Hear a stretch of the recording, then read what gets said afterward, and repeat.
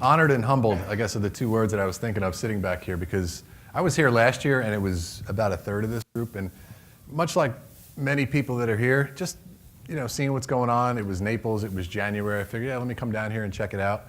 And a lot of the information I got when I was here and the people that I met, there was something going on here. Like there was a lot of, I guess, tailwind, you could say, with what was happening with the people that were doing it, the people that were here. And fast forward 13 months, I mean, this is amazing to see all the people that are out here. And really, Mike and Dean and Jeff, what you guys are doing is just, it's incredible. The blessings that you're providing and passing forward. Listen to what Kurt was talking about. I mean, if that doesn't touch you in the heart, that's really what this is all about. You're helping us to help our people. And what that does to those people, right? We're helping families out there, saving money. I mean, me personally, I'm doing the taxes and retirement. We're saving people money on taxes. We're extending the monies that they have to generation 2, generation 3, whoever it might be. I mean, it's powerful. And again, look, we get paid for it, and I know a lot of people are here, and that's what we do. But really, I think it was really shown today that that's not, we're not here to just make money, right? We're here to make a difference, change our lives by changing other people's lives. So I just want to thank Mike and Dean and Jeff. It's really humbling to be up here, 13 months ago when I was just sitting here just kind of taking notes and playing on my phone. So thank you. So anyway, the embrace taxes. I know it sounds kind of weird. The other topic was hugging a porcupine, so that one didn't really work out too well. So Mike nailed it where you don't really need to be an expert on it. Again, I'm a CPA, so I don't know any differently. So the way I do it, my challenge has always been, how do I not talk too much about taxes, right? Because I'm that guy that he was talking about before, I guess Josh, the 403B, like, oh, I know that code, right? And I could just sit there and rip off all these different things. My seminars aren't you guys. You guys aren't at my seminars, right? And I'm not at your seminar. But the people that I see at my seminars, I've learned from them. So I've probably met with about 100 families in my office over the last 2 years. And from them, I've learned so much, and I've really tweaked my process in talking to everybody about the taxes. And I hate to say dumb it down, but I really had to stop talking as a CPA, right? Because I'm not talking to other CPAs. They wouldn't be coming to my event. So I've been able to kind of figure out the terms that they understand and the terms that they don't understand, which to me was actually shocking. Because the larger clients that I'm talking about that I see, $2 to $5 million in qualified monies. All right? That doesn't include all their other monies. I really come in there and I start with the IRA type monies. That's really where I do my planning. From there, we eventually get the non-qualified and all the other stuff, but that's the spot that I come in at. And the taxes and retirement seminar, if you've never done it, it's turnkey. You just sit there and click, click, click, click. I mean, you got to understand it a little bit, but like Mike said, just talk a little bit about taxes, or Dean said that. Just a little bit about taxes. You don't have to be an expert. And the one caveat I'll say is if you aren't really that comfortable with taxes, don't go out on a limb and try to put yourself out there as an expert on it, because you're going to get caught. But you don't need to go that far out. You can just sit there and talk about some of the basic stuff. And I have some basic terms up here that I'm going to show you. And for a lot of you here, you guys know it. It's basic type stuff. But again, in talking to my clients, I was shocked that they didn't know some of these things. Like a qualified asset. The first thing is qualified versus non-qualified. All right, I mean, for everybody here, it's like, all right, that's the first step that we go into. A lot of my clients, again, the sophisticated ones, they're coming in with $3, $4 million in IRAs. They don't really know what the qualified are. They think that's all their company stuff. But then they have an IRA rollover of $1.2 million. They didn't count that as their qualified money. Or they count their Roth IRA as a qualified money. So just basic things like that I just assume they knew because I knew it and everybody I hang out with knows it, but they really don't know it. So I've geared my seminar down to try to really, what are they thinking? What do they want to, what's the language that they need to talk to where I'm not going to lose them? Because Josh talked about that too. You could lose these people really quickly if I'm talking too technical on them. So that's something that I have to be careful of. But establishing tax credibility for everybody in this room, they've already done it. White Gloves has done it with the Taxes and Retirement Seminar. That's the credibility. And if you just study the slides on there, and you can add a couple, delete a couple. It's funny, this morning what I was going to speak about was like totally different now, because I'm like, all right, I got to get rid of some of my slides, right? I got to have this, flash bomb come in here or whatever. Like, I got to think about, what was I doing at 9 years old? I got to have a cool 9-year-old story. I got a cool one from 11, but it doesn't really work as well, right? So I'm sitting there trying to tweak, and finally I said, you know what, let's just see what happens. So some of the takeaways I've had with a lot of the seminars, larger IRA accounts, younger ages. So I'm talking like 61, 62, 2.5 to about $4 million. And I'm shocked at that, because I tell the people sometimes, hey, let me take notes. How'd you do that? Like, because I need to get to that point. But I'm really surprised at how much younger people are able to retire, whether it's a pension buyout that they had, or they got a severance package, or they just, they have tons of money in their 401k. So that's one of the big things that I've taken away from that. And the planning that happens with that, everybody in here knows it's great because you have a little bit more time before the RMDs and everything come into play. But you're also kind of handcuffed a little bit, right? There's no Social Security, there's no Medicare. What are they doing for health care? It's a little bit harder than what I'm used to, where people come in at 68, 69, here's my stuff. All right, it's a little bit more turnkey. Social Security planning for a 61-year-old couple, it's like, all right, I mean, I do it, but it's years away. And they got to figure out how they're going to live the next couple of years, right? So that's really the challenge that I'm finding. And the other part, when people come in and they have the larger clients, they're not as concerned about running out of money. They are a little bit, but they have money in checking, they have cash accounts, they have brokerage accounts, they have this huge 401k. And that's the part where the tax conversation is what nobody's having with them. Something I learned from Frank last year at this was having somebody introduce you, right? And Frank did a really good one last year where he said, hey, even sometimes like when you did your whole thing, hey, we got this great speaker coming up, and then he would just do this, Frank Maselli, and he'd come in. I haven't had to do that yet, but after coming here, that's what I did. I had somebody come in there that we were doing some joint seminars on, and I gave him a script, and he read the script, and I can't tell you how powerful it was. Not only for the the restroom type stuff and the phones and all that stuff, but more setting me up, where as soon as I got up here, I would go. And basically what they were saying is they talk about, hey, everybody here, and the other takeaway was with these larger clients, they have an advisor, they have a CPA, okay? And they're really upfront about, hey, I have an advisor. And they tell me that right away. I said, well, I hope you do, otherwise I'd be concerned. And it kind of takes them back a little bit. But what the introducing part of it does is they say, hey, does everybody have a CPA? Who does their taxes? Does a CPA ever give you investment advice on your taxes? And they said, you can't do that. Legally, compliance-wise, you're not allowed to do that. Your investment person that everybody has, they can't give you tax advice. They're not allowed to do that. They're not licensed to do that. But you're in that spot right now that wouldn't you love to have somebody who can give you tax advice on your investments and investment advice on your taxes? Like that's what Pete does. So welcome, please, Peter Lynch, boom. And then I come up there and they're all kind of clapping. And I start right away with, I guess it's my flash bomb or whatever that's called. Right up there I say, today is about keeping your money. And I say it like 3 times in a row. Today is about keeping your money. And then we get into it. I said, if you haven't figured out a plan when you're getting ready to retire and how to keep your money, then there's probably a good chance you're not gonna. Most people make the biggest mistake of accumulating all this wealth, sacrificing, doing things other people didn't do to get to this point, and then they just want to say, okay, now I'm retired, let me start pulling my money out. I said that, and I tell the audience that that's the #1 mistake that people make. Today is about keeping your money. We're gonna grow your money, we're gonna leave your money, but today is about keeping it, because once we figure out how to keep it, then we'll know how to grow, we'll know how to leave it and do all the other stuff. But let's pump the brakes on the grow your money, because everybody has an advisor. Everybody knows what the market did yesterday. I said, that's irrelevant. If you can't figure out how to keep this stuff, then what was it worth? And that's where we jump right into the tax seminar. And I think that's powerful because it kind of puts everybody at ease. I'm not trying to take their money because they've been to seminars. He wants my money, he wants to invest it, People come in with statements in my office that that's good. If you want me to copy it, I'll copy it. I don't need it. I don't know how to keep your money yet. If I can't figure out how to keep it, I'm not going to touch this stuff to grow your money. So that's one big part that I don't want to be part of, because we got to both agree on this thing, how we're going to do it. And you guys don't know what's going on. And the big part that I find is with RMDs and Roth IRAs. Just a show of hands, how many people have done the taxes and retirement seminar? Okay, that's pretty good. All right, about 1/3 of the room.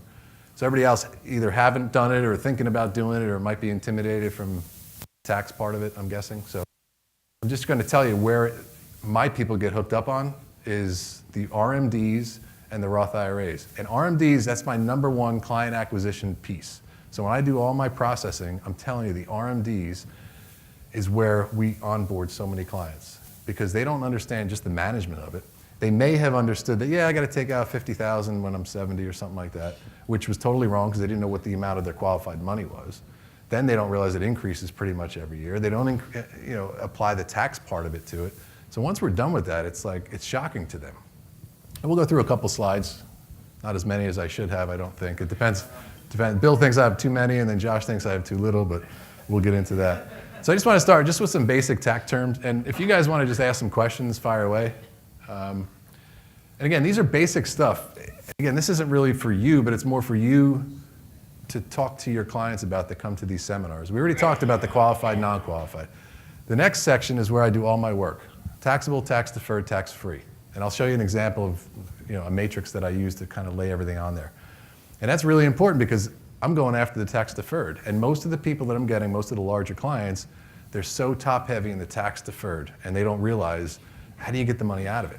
And they don't realize, it's not just a piggy bank, right? There's taxes applied to there and how all the other income sources are going to get affected by it. If you're doing the taxes and retirement seminar, AGI, MAGI, provisional income, effective rate, marginal rate, that's all going to be part of the seminar. So that's why I put it up there. And you don't really need to know it inside and out, but it's really pretty basic for the purposes of working with these clients, right? The AGI is what everything in the tax code is built on. What's your AGI? And that's how they just whack you for any kind of tax. Modified adjusted gross income, right? That's where the Medicare comes in. And the taxes and retirement software goes through the Medicare. The provisional income, anybody's doing Social Security, you know what that's all about. And then the effective and marginal, that's a really big one too that the clients don't understand. And it's great that they don't understand it. On the bottom you see the tax brackets. That's what they think taxes, right? 10, 12, 22, 24, there's 7 of them, it's really not that difficult. They look at that, oh, I'm in 24%, I'm in 32%. And I don't tell them they're not, but they're really not, right? It's about the effective rate, not the marginal. But I want them to think marginal. And then tax clarity software. How many people use the tax clarity software? Okay, perfect. Because you really can't do, maybe you can, but the taxes and retirement seminar, without doing tax clarity, there's going to be a big disconnect there. And the tax clarity is so simple. It's probably one of the simplest tax softwares that I've ever used, and I've used some pretty complicated ones. It's so simple. It's a one-page input. The output, I don't really use it as kind of a report for the client. We'll go over it, but it's more for me. Like that helps me to put all the information in there and see where they're at. And all I do is go to the first page. If anybody's done tax clarity, it lays everything out there. What are the brackets? What are the deductions? What are your Medicare limits and all that stuff? And we'll talk about that. That's a seminar in itself, page 1 of tax clarity. But then I go to the effective rate versus marginal. And that's where I call it welcome to the conversation, right? The tax conversation, anytime I can have a chance to have a tax conversation with them, that's where it starts. And the effective rate, and then we start talking about the planning opportunity within the effective rate depending upon how old they are. And the effective rate is going to drive what we do with Roth conversions, RMD planning, things like that. And then the RMDs, that's the big part there. You should have your own uniform table. I mean, you can print it out anywhere you want, but always have it there in the meetings. I break it out at every meeting. It's just fun to do. I just do it. It's always there, and I always kind of pull it up. I show it to them, and their eyes gloss over, right? Because they thought they knew RMDs, and I just show them I said, this is just a basic uniform table. And they don't realize all the factors in there and how it works. So a couple things here. The current tax allocation. Most people talk in asset allocation, right? Everybody does that, right? Well, this much in fixed, this much in equities. I talk in tax allocation, and it's not that technical, right? There's no code section for tax allocation. All it means is how much money do you have in taxable accounts, how much do you have in tax deferred, how much are tax-free, tax efficient, tax favorable, whatever you want to call it, right? There's just 3 sections in there, that's it. And I'm looking for the tax deferred part of it. That's what I'm looking at because that's going to drive my whole planning. Look, if somebody doesn't have tax deferred accounts, I don't really work with it. There's nothing I can really do. I mean, honestly, it sounds silly, but if they had $3 million in cash and had no IRAs, that's not really an ideal client for me. I'm sure a lot of people in here would scoop them up, but that's not where I do my planning. My planning is going to be with the tax deferred stuff. So that's what I'm really looking for. And once I get that, then I can start kind of doing my planning. And to me, I'm not a doctor, but I stayed at a Holiday Inn Express, one of those things. I'm not a doctor, but that current tax allocation, I'll show you an example of it on a couple slides here, but that's my MRI.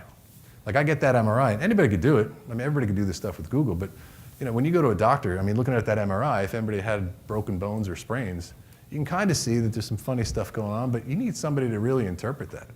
It's not about, I'll do it myself and save $50. I'll send it to WebMD. I mean, that's what we get paid for, is to really analyze that. And that's where I get paid my money, and that's where the onboarding really comes in, is when I sit down with somebody's tax allocation. And I really want to know what percentage of their assets are sitting in tax deferred. And usually, it's off. There's way too much money in there. And because of that, it changes their thinking of how much money they really have. Like they think they have X amount of money and they're going to use it to buy a boat and buy all this other stuff. So, where are you going to buy the boat from? Oh, I'll use my 401k money. Okay. How much is that boat, right? The twin turbos on the back and the center console, it's like $125. I got a great deal on it. Okay. Would you pay 175 for it? No, I wouldn't. Well, that's what you're going to do, right? And that's really what happens because they don't think about the tax part of it. If they're going to take 125 out of their 401k to pay for that boat, it's going to ultimately cost them quite a bit. And you guys know all the other income sources that come into play, Social Security, the pensions. The older they get, the harder that is to kind of use that money.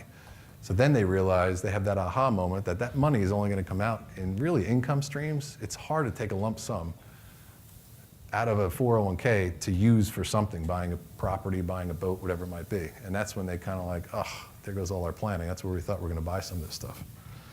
All right, any questions so far? I'm from New Jersey, so I just keep on going if I don't hear anything. Excellent. I'm in your neck of the woods.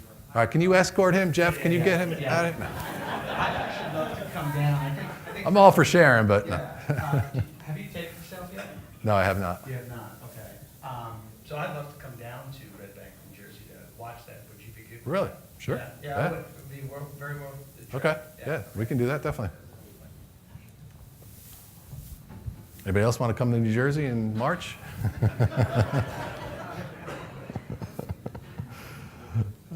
So the other part about, just establishing the credibility, a lot of this stuff is just, again, I don't need to establish the credibility, but I'm trying to tell you don't need to be a CPA on that, but I know a lot of people that have been hesitant to do these it's hard to establish the tax credibility, right? Put yourself out there, but you don't really have to be that expert if you can just talk the language that they need to hear. And again, my language that I talked to them, or I used to talk to them about, it wasn't the same language, so I wasn't doing any better than you guys were who aren't CPAs. I've had to kind of bring it down a little bit to start talking the same language that they're talking about. Projected RMDs. Again, this is the RMD section is where most of our successes come with the initial onboarding of clients where money starts moving is because of that. They don't understand it. They don't understand the penalties. They don't understand how it interacts with everything else, and then the tax part of it. I talk about, and in New Jersey, it doesn't work as well as maybe the Midwest, but it's like a freight train, right? When the RMDs start, you're not going to be able to stop it if you haven't done anything. So if I can get people early on, 59, 60, 61, 62, I have a little bit more of a chance. But when they're coming to me at 69, 70, woo, this thing's coming, and you just can't stop it. And again, we don't have freight trains in New Jersey, but I've traveled and I've been behind them, and it's, you're like, when is this thing going to end? You're just sitting there waiting for this thing, and that's kind of what happens when RMDs start. Peter, what do you do to, I imagine when you're doing the seminar, you offer them their own complimentary tax map, is that part of that tax stuff? You don't do that? I don't know, but. Okay, well, my question was going to be is, with the transition of, hey, we're talking about taxes to getting into their investments, how do you handle that?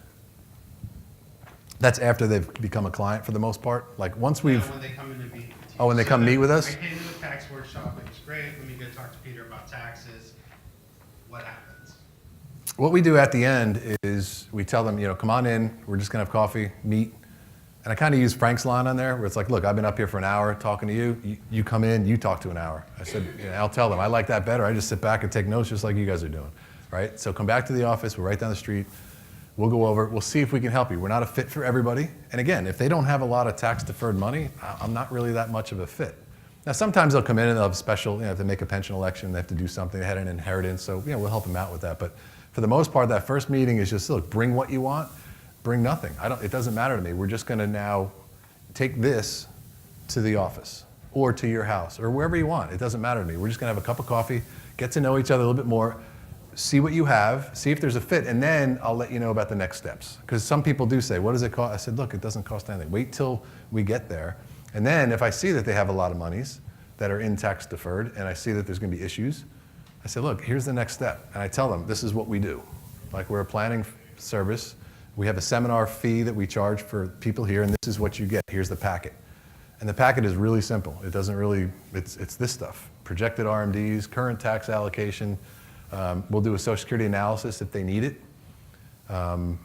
We'll do an income projection, but I don't have all their assets at that point, or I don't know all their stuff, but they'll tell us if they have a pension, they'll tell us if they've taken Social Security.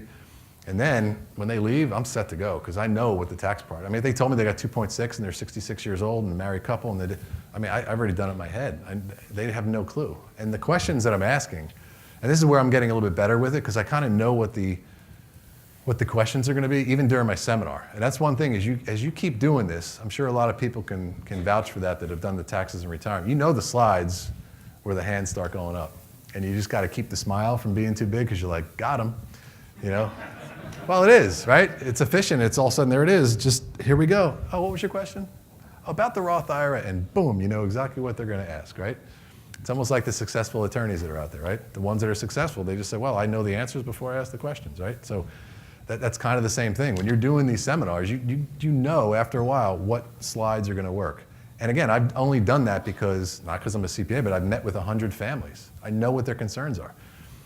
And I know what got them in there because I asked them, what brought you in here? What did you like about the seminar? What didn't you like about the seminar? And they come in, they tell me, and I just write a little note, and then I might tweak a slide here and there, and then it's so funny. Like you switch the bait, and all of a sudden, boom, there they are. Debt on qualified accounts. This is one I've been using recently, which is really good with engineers if you have engineers, right? It's fun messing around with them a little bit because they'll start telling you, I have no debt. And it's like, oh, you don't have a mortgage? Oh, no, I paid that off in '77. Any car loans? Oh, no, I pay cash for everything, right? They just love that they're debt-free. I don't believe in debt. Okay. I'll say, I'll challenge you on that. We'll circle back later. Okay, I'll be ready. Okay. And then we finally get down to their 401ks and their IRAs. You know, 2.6 million, you're 68 years old. It's like, okay, how much of that do you think is yours? And I'm sure a lot of people have had that conversation, right? How much is yours? I know your name's on the account, but really, how much is yours? We start talking about the taxes. And then eventually they're like, well, okay, so maybe, I don't know, 20, 25% is mine, isn't mine? I don't know. And then all of a sudden you start whittling down that account, and it's not as big as they thought it was when you first had that conversation. And engineers just, when you say, how do you want to take care of this? Do you want to pay the debt? You leave it for your wife, or you want to leave it for your kids? And the squirming, like, well, it's not really debt. I said, well, what would you call it? Well, it's a future tax. I said, all right, well, it's something. Somebody's got to pay it, right? Who do you want to pay it? Do you want to take care of it for your wife, or do you want her to take care of it? And that's really been very pivotal for me, talking that way, because in my former life, I started with one of the big 6 firms, KPMG. I was in the Princeton, New Jersey office, and I was in the auditing department, right? Sounds real exciting, doesn't it? This is a little bit more exciting than that. But in auditing, especially when you're a lower level accountant, you know, we're checking, you know, the books of all these companies. And some are Fortune 500 companies, some are startups. But the bottom line is, you know, my job as a lower level accountant was, I had to avoid, my liability and exposure was overstating assets or understatement of liabilities. So every test that we did on whatever category it was, that was what we had to be, as a firm, that's where we were gonna find our exposure. So if somebody overstates an asset, right, that's gonna cause problems because it's gonna change the financials. Or understating a liability, yeah, we only owe this much, right? And we do all these tests and we figure it out. So I've started to apply that to the tax planning, because really that's what's happening. People are overstating their 401ks and IRAs, and we're doing it too. We're jotting the stuff down on a fact finder. Okay. 2.6 million. It's not 2.6, not even close, right? Because it depends on, you know, how much you're going to take out, when you're taking it out. And the planning starts there. I don't really tell them at that first meeting, but then when they come back in and I get all these reports and we go through it all, that's a big part of it. We say, how much of that's yours? Like, how do we know? And the big factor is we don't know what the future tax rates are. I've been part of Ed Slott's group for, I don't know, 12, 13, 14 years, something like that. And that's all he talks about for 14 years, right, Ryan? Taxes are on sale. Taxes are on sale. He goes on, and he's spot on. And this last year was great. 2018 was so good because of the tax change, right? People had so many questions on it. And there was a tax decrease, which I don't think we're ever going to see that again in our lifetime, possibly, but that's a bonus, baby. Let's take advantage of it. And anybody who's doing planning in this arena, you know what that means, right? More Roth conversions, maybe take some more money, spend some of that money in your IRAs. I mean, Ed talks about that stuff too. You either use your money in the IRAs, you leverage it, or you lose it. There's only 3 options that you have with that 401k money. And so a lot of times we'll use it purposely, we'll leverage it and do some other stuff with it, or, you know, if they don't want to take our advice, they're going to lose it. So future tax returns, that's huge. Tax Clarity helps you out with that. You can kind of project what their RMDs are going to be, and we've had a lot of clients come in where they've made the most money they've ever made in the last couple of years, and then we say, you know what, that first year of retirement at age 71, that's going to be your biggest tax return ever. And they're like, what? I said, yep. Because Social Security, RMDs, pension plan, that's where we kind of, all the analysis we do, that's where, welcome to the conversation. And this is a conversation nobody's having with them, right? Their CPA's not having with them because they're just doing their taxes. The investment guy can't do it. And I always ask them, what do they recommend? And they say, well, they just keep deferring it, keep deferring it, keep deferring it, right? That's kick it down the road. And that's not the way it works because everybody knows how the RMDs are going to come and get you.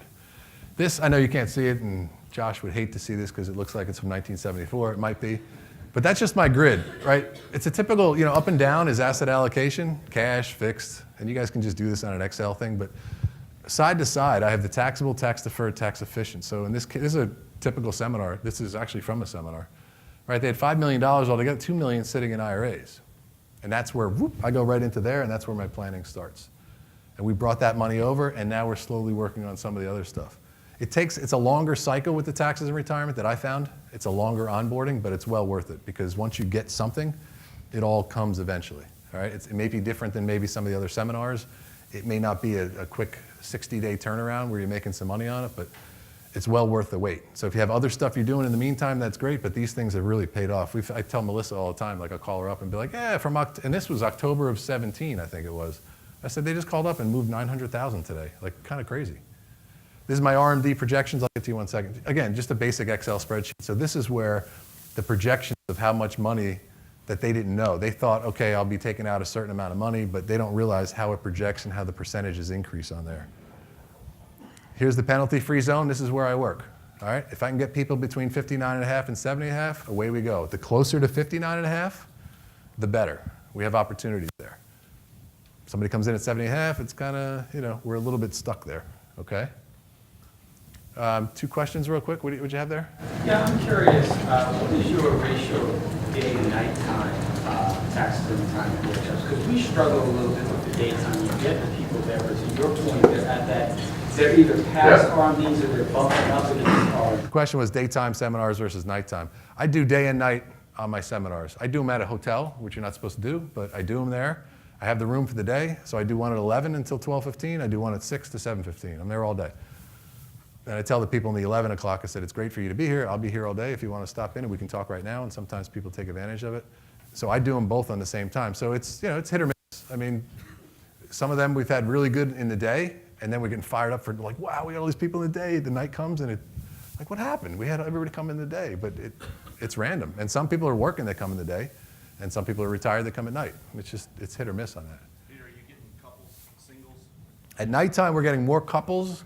In the daytime, we're getting the single, and then they're usually coming back with their husband or their spouse. Exactly. So the daytime, it's more like, they're sending out their feeler, right? That's okay, I'll go out there and check this thing out. The evening is great, though, because it's a lot more people, and it's more households, so it's less money to white gloves, which is kind of cool.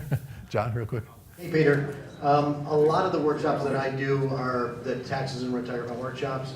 I really like what you're talking about from the sweet spot, up to 70.5, talking about the required minimum distribution planning.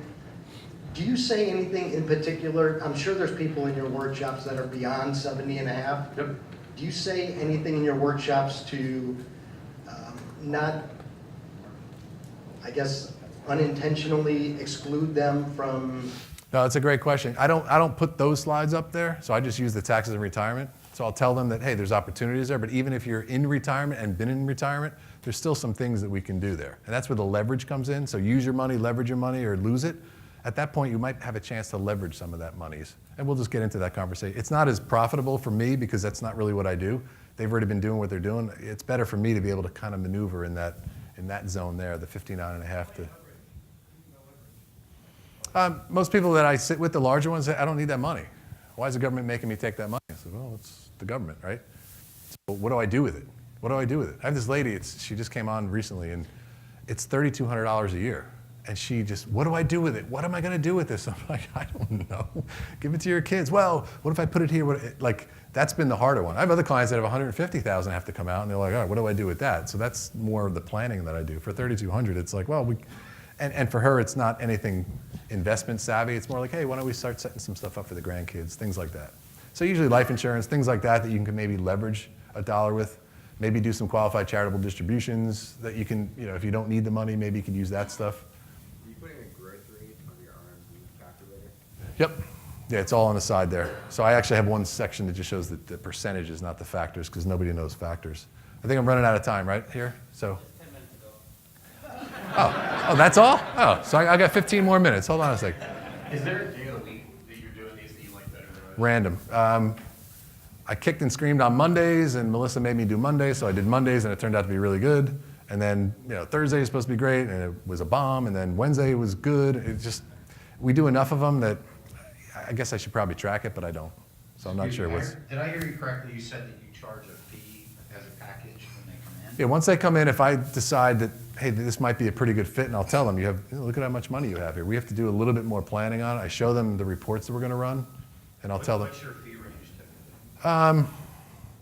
I got to increase it. It's about 600 to 700 right now, and I tell them it's because of the seminar. I said, look, you invested an hour with me, so I'm not going to charge you the regular rate on there. And the reports aren't 100 pages. They're basic type stuff that we can kind of keep the conversation going. So in that range is pretty good, and I kind of reward them for coming to the seminar, saying And what's the percentage of people that are saying yes to come in? quite a bit. Well, the ones that have the IRAs, the ones that don't. 80%, 70%? If they're qualified, it's 80%. Qualified meaning if they have more than $1 million in IRAs, it's easily 80%. So here's the last piece on here. Like we talked about the debt on the 401ks. It really depends on when the distributions are going to occur, how much you're going to take out, and what's the tax rate. Right? Those are the three factors that I don't know what that is. Like if you have a mortgage, you can call a mortgage company up and within $1,000, hey, just for giggles, if I wanted to pay off my mortgage, how much do I have to write a check with? You don't know how much that's going to be for the 401k. And that's a great conversation to have with somebody, especially these engineers that have no debt or thought they had no debt. It's like, how do you pay off that debt? And what's really cool about this, that's how you remember it. White Gloves Workshop. How do you like that? When grows, I came up with that myself. Thank you. All right, so I think I'm out of time, but I appreciate the time being up here. I'm sorry I went over.